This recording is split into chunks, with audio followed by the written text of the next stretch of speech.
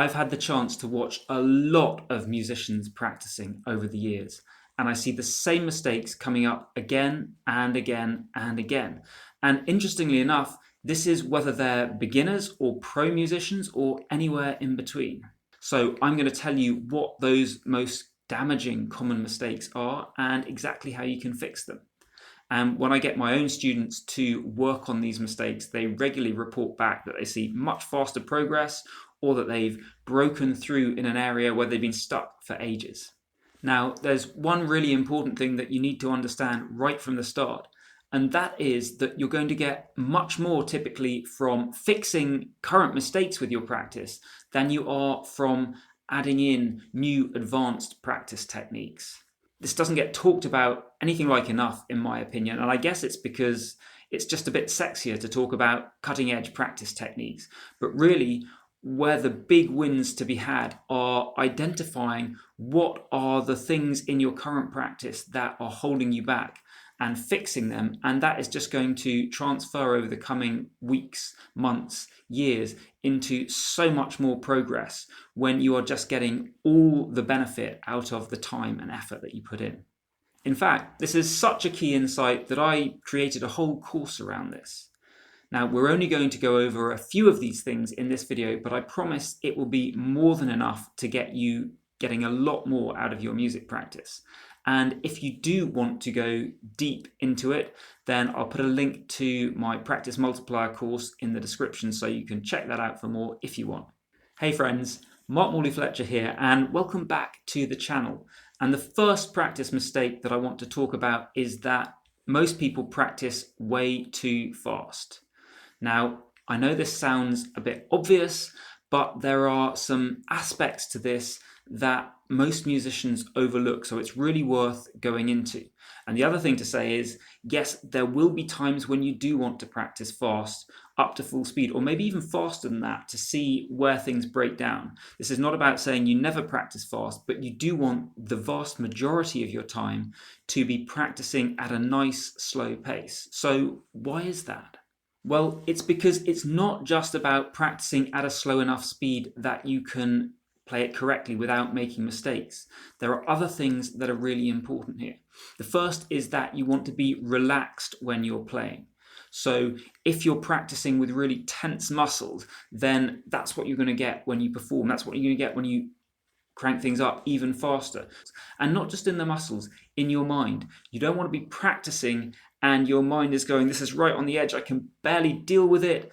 And that's the mindset that you ingrain with yourself when you're going to be playing in the future. So slow enough that you can be relaxed in body and mind.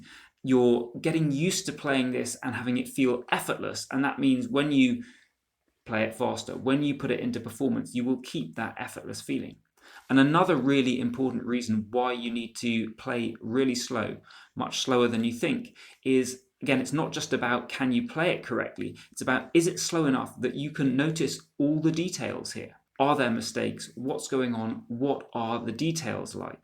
And this concept of details brings us on to mistake number 2, which is just practicing mindlessly and hoping that lots of repetitions without paying attention will do the trick.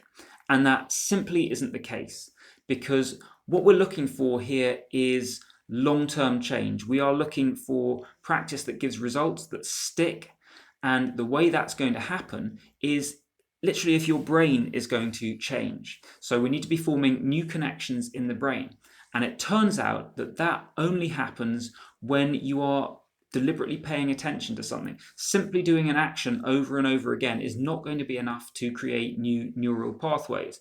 You need to be deliberately paying attention, and it turns out that this is a lot of attention you need to be giving.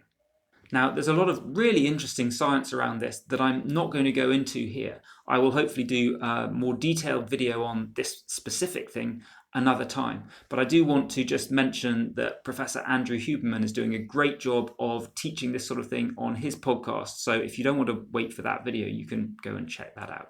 But the big takeaway here is that you've got to be paying attention and you've got to stay focused. So don't just practice something mindfully and hope that's going to do the trick. Take an interest in what you're doing. pay attention, think about it, reflect on it in between repetitions. And if you find yourself losing the ability to focus, don't just keep practicing, stop and take a break. And this idea that you've got to have the ability to remain focused brings us on to mistake number 3. People tend to think of practice in terms of how much time am I spending practicing, rather than how many repetitions am I doing. And in particular, it is high quality, focused repetitions that matter. So do not think when you're planning, how am I going to practice? And do not think when you're judging, was that a good practice session or not, in terms of time. It's not about how much time can I spend in the practice room. It is about how many times can I reach for the thing that I am trying to learn? How many times can I do that in a high quality way, paying attention, focused on it, and really, am I doing it correctly? Am I putting my effort in? Am I clear on what I'm doing?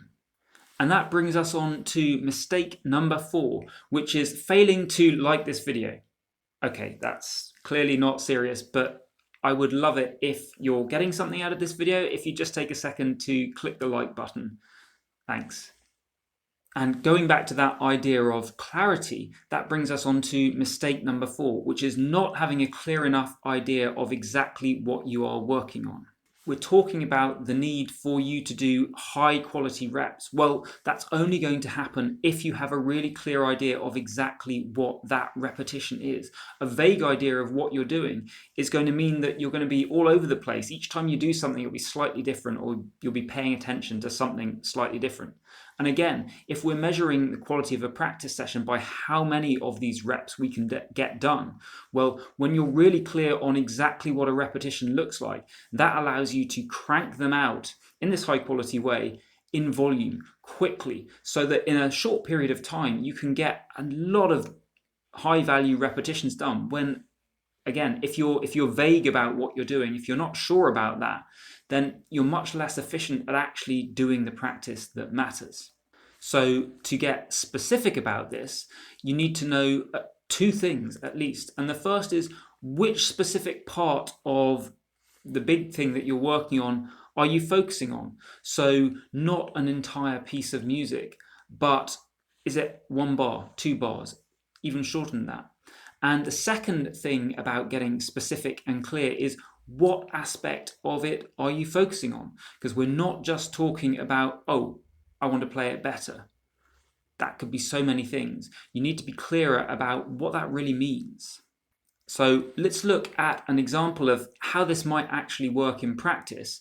And we're going to do that by looking at a video clip that I've recorded of myself in the past. And if you're not clear on why you should be doing this, then check out my video on why recording yourself is so helpful.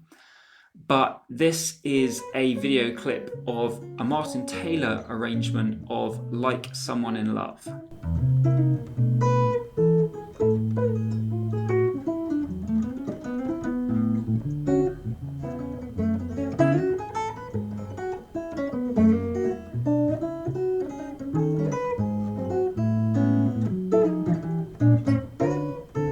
So this clip that I've chosen here is a specific section. It's not the whole thing, but even in that is too long for me to work on that whole bit and be really clear about that. When I'm practicing this, if I've got things that I want to work on, I'm going to break it down into even smaller bits. And if you were to rewind and listen to the clip again, you will see that there are several things that I might want to fix with it. There are notes that I haven't played quite properly that don't ring out clearly. One of the things that I would definitely like to improve is the dynamic balance between the different parts there. So get the bass line sounding louder relative to the melody line and the middle bit. And there's also aspects with the groove, with the rhythm, that I would like to improve.